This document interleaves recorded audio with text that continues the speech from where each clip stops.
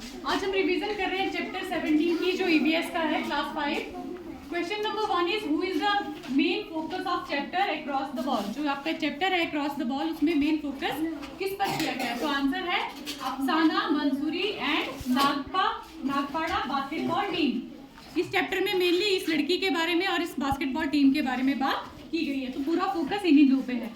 Question number 2 is where is Nagpada basketball team located. ये team कहाँ पर है?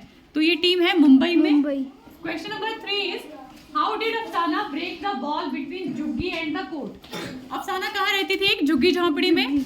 वो उस कोर्ट तक, बास्केटबॉल कोर्ट तक कैसे पहुंची? उसके बीच की दीवार उसने कैसे फांदी? ठीक है, तो आप कब एक दीवार फांदते हो? जब आप अपनी एक जगह बना लेते हो इररिप्लेसेबल, जिसको कोई हटा ना सके। तो आंसर है इसका by becoming a strong basketball player. आप इतने अच्छे खिलाड़ी बन जाओ कि आपको टीम से कोई निकाल ही ना पाए और आपका कोई रिप्लेसमेंट भी ना हो। तो अफसाना ने इतनी मेहनत की कि वो एक बहुत बड़ी प्लेयर बन गई बास्केटबॉल टीम की। Question number 4 is what was Afsana's mother's job. Afsana की मदर क्या काम करते थे? तो अफसाना की मदर दूसरों के घरों में बर्तन धोने का काम करते थे। तो आंसर हम लिखेंगे she worked in other people's house. कहाँ काम करती थी? Other people's house. Question number 5 is was it easy for the girls to start playing basketball. क्या लड़कियों के लिए इजी था बास्केटबॉल खेलना शुरू कर देना? No ma'am. नहीं।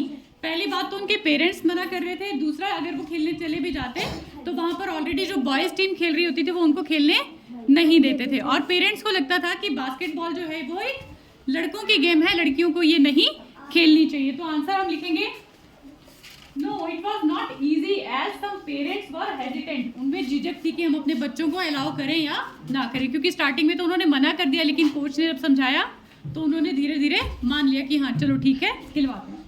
Question number 6 what was the girls coach like. जो लड़कियों का कोच था, जो उनको ट्रेन कर रहा था, वो कैसा था?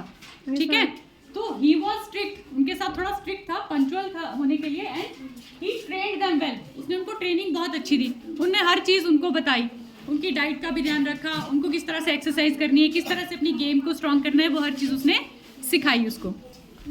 एक नेक्स्ट क्वेश्चन है जो आपने पेपर में अटेम्प्ट नहीं किया था, इसलिए हम दोबारा से इसको करेंगे। What is the difference between playing for yourself and for the team? अपने लिए खेलने में और टीम के लिए खेलने में क्या डिफरेंस है? अगर कोई पर्सन इंडिविजुअल खेल रहा है, अकेला खेल रहा है, तो उसकी हार और जीत सिर्फ उसकी है ना, वो अपने लिए रिस्पॉन्सिबल है। लेकिन जब आप एक टीम के लिए खेलते हो तो आप उस टीम के लिए, और वो टीम जिस स्कूल को रिप्रेजेंट कर रही है, किसी चीज़ को भी रिप्रेजेंट कर रही है, उस चीज़ के लिए भी आप रिस्पॉन्सिबल हो। और टीम में हम एक दूसरे के साथ खेलते हैं, एक दूसरे के अगेंस्ट नहीं खेलते, यूनाइटेड होकर खेलते हैं, है ना। सो आंसर में लिखेंगे when we play for own self. जब हम अपने लिए खेलते हैं, we just think of own victory. हम सिर्फ अपनी जीत या अपनी हार के बारे में सोचते हैं। We just want to prove ourself best. हमें अपने आप को बेस्ट प्रूव करना होता है और अपने लिए प्रेज, दूसरों से प्रशंसा सुननी होती है। But when we play for the team, जब हम टीम के लिए खेलते हैं, वी अंडरस्टैंड ईच अदर। हम एक दूसरे को समझते हैं, and a feeling of cooperation developed in us. और एक दूसरे के साथ सहभागिता, कैसे एक दूसरे के साथ मिल के चीज़ें करनी है, वो चीज़ हमारे अंदर आती है। And we play unitedly and goal of the team is unique. पूरी टीम का एक ही गोल होता है, हमने अपनी टीम को जिताना है। ठीक है, नेक्स्ट देखते हैं chapter number 21 like father like daughter. जैसे पिता वैसी पुत्री। तो पहला क्वेश्चन है what does the chapter like father like daughter focus on. ये किस चीज पे आधारित है? पिता की तरह ही पुत्री, मतलब डिफरेंसेस नहीं, सिमिलरिटीज देखी जा रही है जो पास ऑन होती है पीढ़ी दर पीढ़ी, है ना, जो अब हमें अपने पेरेंट्स ग्रैंड पेरेंट्स से मिलती है उसके बारे में। तो हम इसमें आंसर लिखेंगे how the traits are pass down through generations in a family. एक ही फैमिली में जनरेशन से जो चीज़ें पास हो रही हैं, फॉर एग्जांपल आपके बालों का कलर, आंखों का कलर, आपकी हाइट, आपके बात करने का तरीका। ठीक है, तो ये इस चैप्टर जो है ये इस चीज़ पे फोकस करता है, हेरिडिटरी पर। What is hereditary disease. Hereditary मतलब अनुवांशिकता, जो वंशों से चली आ रही है, ऐसी बीमारियां। ठीक है, तो कुछ बीमारियां जो है वो हेरिडिटरी होती हैं। A disease that is passed from parents to offspring, अपने बच्चों में चल जाती है पेरेंट्स से। फॉर एग्जाम्पल एक जनरल सी बात बताती हूँ, डायबिटीज़, शुगर बोलते हैं जिसको हम लोकल लैंग्वेज में, शुगर अगर आपके पिताजी को है तो गारंटी तो नहीं है, लेकिन 90% चांसेस है कि आपको भी होंगे, है ना। मेरे दादाजी को अगर कोई बीमारी तो हो सकता है वो मुझे भी हो। मेरी नानी को कुछ थी और मेरी मदर को उनसे आई है, तो हो सकता है मेरी मदर से मुझे भी आए। तो these are hereditary diseases. Third question is what was Gregor Mendel occupation. Gregor Mendel जो एक साइंटिस्ट थे जिन्होंने एक्सपेरिमेंट्स किए हैं हेरिडिटरी पर, वो कौन थे? तो हम लिखेंगे इसका answer, he was a monk.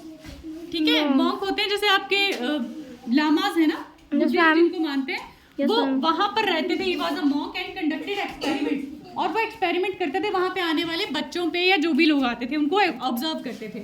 And he wants to become a teacher, और वो एक टीचर बनना चाहते थे। Question number 4 is what did Saroja's mamas get, why did Saroja's mamas get confused? क्यों कंफ्यूज हो गए सरोजा के मामा? जब कुछ महीनों के बाद आए तो उन्हें घर में 2 बच्चे दिखाई दिए, सरोजा एंड सुवासिनी, और वो उन दोनों में डिफरेंस नहीं कर पा रहे थे कि कौन सरोजा है कौन सुवासिनी है, बिकॉज दे वर ट्विंस। तो answer will be because he saw his nieces, भतीजियां देखी उसने अपनी, Saroja and Suvasini, who are twins and look alike. उनमें कोई भी फर्क नहीं था, हालांकि उनके बात करने में फर्क हो सकता है, उनके हॉबीज जो है वो डिफरेंट हो सकती है, पर देखने में वो दोनों एक जैसी लग रही थी। Question number 5 is does your face or anything else look similar to that with of someone else in your family? क्या तुम्हारा चेहरा या बाकी चीजें तुम्हारे घर वालों से मिलती है, और वो कौन कौन सी हैं, है ना? Yes ma'am. तो जो मेरे बाल हैं, आप लिख सकते हो, कुछ भी लिख सकते हो, है ना, अपने बारे में। My here just like my mother, my eyes just like my father, my nose, हमारी आंखें, नाक, कान, मुंह की बनावट, इवन हाइट, इवन बात करने का तरीका, ये सब डिपेंड करता है हमारे पेरेंट्स पे। तो आप लोग ये लिख सकते हो, मैंने अपने हेयर, आईज, नोज और हाइट के बारे में लिखा है। आप अपनी मर्जी से लिख सकते हो कि वो दादा से मिलती है, चाचा से मिलती है, बुआ से मिलती है, नानी से मिलती है। You can write anything. Question number 6 is how do you feel when people compare you with someone else in your family? कैसा लगता है जब तुम्हें तुम्हारे फैमिली के किसी मेंबर से कंपेयर करके बोला जाता है कि तुम वैसे दिखते हो? Why do you feel so? तुम्हें ऐसा क्यों लगता है? तो आंसर है when people compare me with my mother. जब कोई बोलता है कि तुम अपनी मतलब मेरी मदर का नाम लेके बोलते हैं कि तुम उनके तरह दिखती हो, तो आई फील वेरी गुड, मुझे अच्छा लगता है, because my mother is very beautiful and kind person. मेरी मदर बहुत ही सुंदर है और बहुत दयालु और अच्छे व्यवहार वाली औरत है।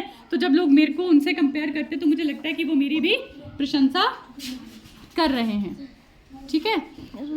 Question number 7 is have you heard और रेड? क्या तुमने सुना है या पढ़ा है कहीं पे about pulse polio? Is this hereditary disease? तुमने पल्स पोलियो के बारे में सुना है? क्या ये हेरिडिटरी है, अनुवांशिक है? जरूरी है कि पिता को है, माता को है, तो बच्चों को भी होगा? So answer is yes, I have heard and red. हमने इसको टीवी पे भी सुना होता है, इसकी एड्स बहुत आती है, मोबाइल पे भी आती है ना, टीवी, रेडियो, न्यूज़पेपर में इसकी एड्स कम आती हैं। और स्पेसिफिक डेट्स पर 5 साल से छोटे बच्चों को वैक्सीनेट किया जाता है। Yes, I have heard and read about it in TV, radio, newspaper. On specific dates children below 5 years are vaccinated against polio free of cost by the government. Government से फ्री ऑफ कॉस्ट इन बच्चों को vaccinate किया जाता है, drops पिलाई जाती है। और इसका आंसर है no, it's not hereditary. No, it's not hereditary disease. जरूरी नहीं है कि माता पिता को हो तो बच्चों को भी होगी। ठीक है।